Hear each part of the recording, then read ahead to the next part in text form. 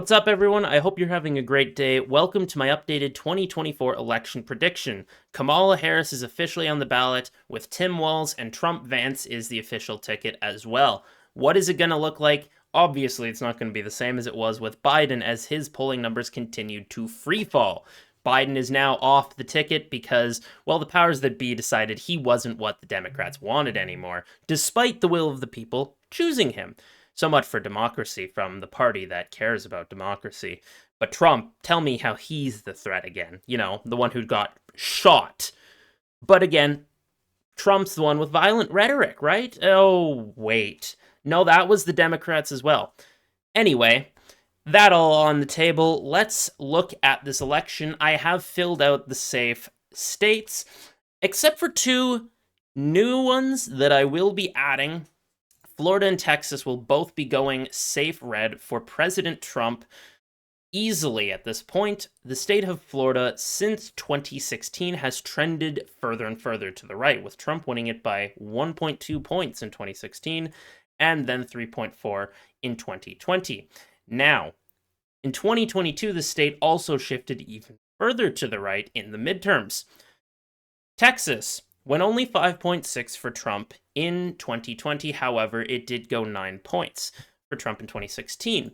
Now, polling trends in the state have showed that the state's gotten a little bit back closer to that 2016 margin.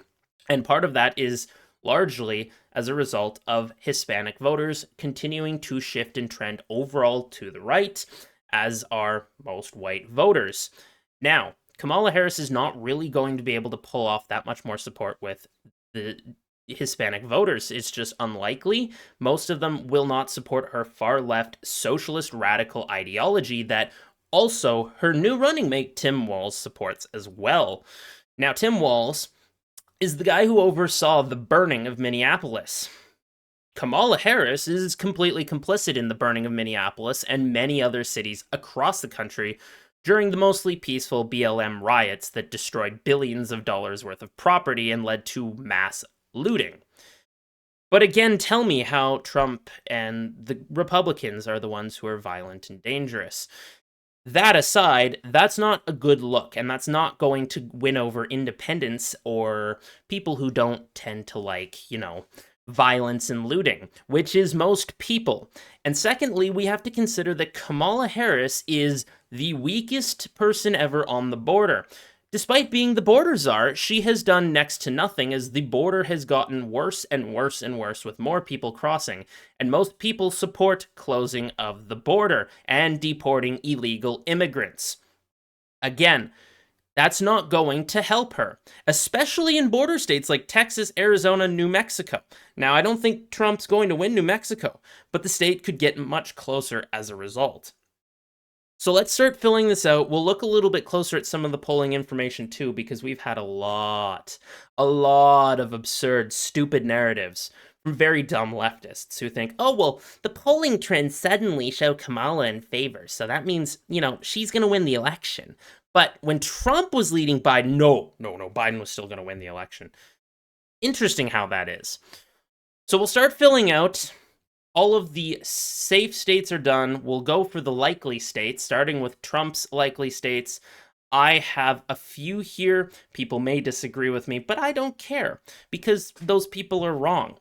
Arizona will go in the likely column, as will North Carolina, Georgia, and Nevada, all being over the 5-point margin for a likely victory in those states.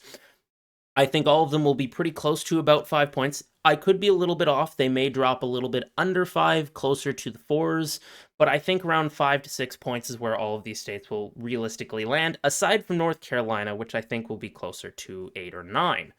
Now, that puts Trump at 268 already, which is huge. That's almost the entire election decided. He needs to win one state to win the election at this point. So that makes this path a lot harder for Kamala.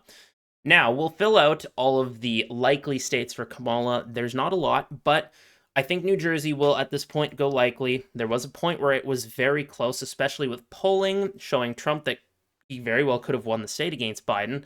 but I just don't see it as likely anymore. Kamala will at least get a little bit more energy, and people were more likely to want to get out to vote for her, at least of the Democrat base that's already there. People weren't wanting to do that for Biden. But independents are not going to be more likely to go ahead and vote for Kamala than they are for Trump, especially with Kamala's far left communistic ideologies. Now, the next state is also going to be the state of Colorado. I think Colorado at this point moves back into the likely column for Kamala. It'll be close to 10 points, but I don't see it being that close. Now, the last few states we have, these will all be lean or likely. They will determine the election. So to look a little bit closer at them, we're going to look back at the 2024 polls right now that do show Kamala Harris leading by 0.5. Now, Kamala Harris leading the polls by 0.5, or a Democrat in general, really means Trump's going to win the election. They'd have to win the popular vote by pretty dang close to the same margin Biden won it in 2020. Now, if you remember in 2020, Biden won the election by what seems like a decent margin, but he only won by about 40,000 votes across a few states that ultimately determined the election.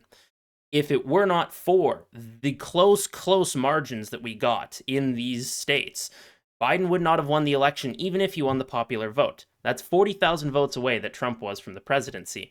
And right now, Kamala's polling only shows her at a 0.5 lead, which is not enough when Biden was leading by 7.2 in 2020 and only won it by 4.5. So assuming polling is, again, underestimating Trump or overestimating Democrats, we're going to see Trump still win the popular vote at this point, and I do think that's accurate. I think he'll probably win it by about 2 points. If that's the case, Trump easily wins the election, but he still wins it without the popular vote. Now, if that's the case as well, that means that's a large shift from 2020. If Biden won by 4.5 and Trump wins by 2, that gives a 6.5 point shift across the electoral votes. If that's the case in a lot of these states, that means Trump's winning those states. Now, Virginia in 2020 went 10.1. There was a lot of polling that showed that the state could go for Trump. However, now with Kamala back on the ballot, I think it's a little more likely that it goes lean for Kamala.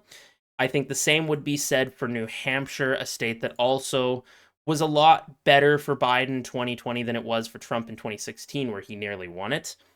There is a larger third-party vote that could have an impact. That's something that a lot of people seem to just be ignoring, but there is still a larger amount of third-party candidates this year compared to 2020, which will influence the election in multiple ways. With all that being said, that will have an impact on the upcoming closest swing states that will decide the election, including Minnesota in this case. Now, I will quickly fill out Maine at large. Kamala, I believe, will still win it by about 1 or 2 points, and Nebraska's second, a similar case. And then lastly, New Mexico, I think, will also be a similar case, assuming a 6 or so point trend to the right from 2020. That would put the state at about 4 for New Mexico. That would put Maine at large at about 3. And then that would put Nebraska second at about 0.6, which I think is fairly realistic. I think Nebraska's second will be a little bit closer to about 1 or so.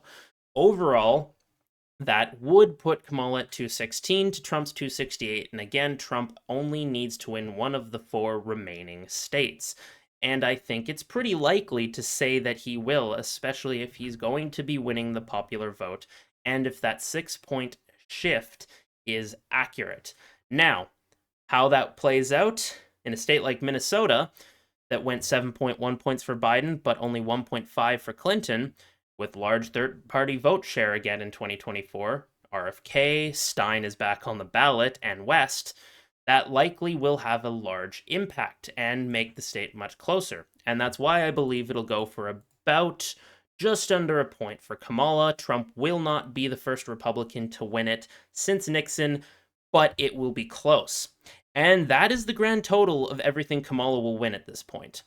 I still believe that, based on data, that Wisconsin will go about lean margin for Trump, probably about 4 or so points. I think that would also be fairly close to what happens in Michigan. It'll be about 3, which is yet again a lean margin.